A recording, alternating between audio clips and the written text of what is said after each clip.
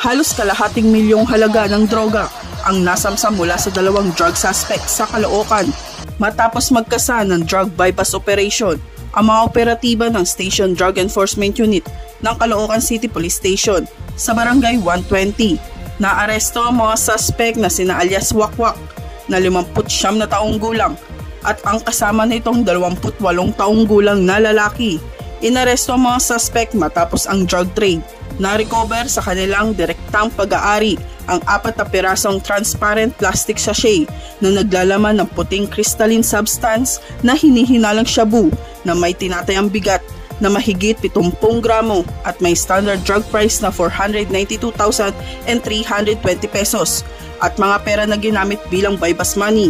Ang mga naarestong suspect kasama ang mga nakuhang ebidensya ay dadalhin sa Drug Enforcement Unit ng Caloocan City Police Station para sa pansamantalang pagkakakulong at paghahanda ng mga kinakailangang dokumento para sa inquest proceeding. Mula dito sa Northern Police District, ako po ang inyong PNN correspondent, Patrolwoman Glacelan Esperanza, alagad ng batas, tagataguyod ng Balitang Pulis.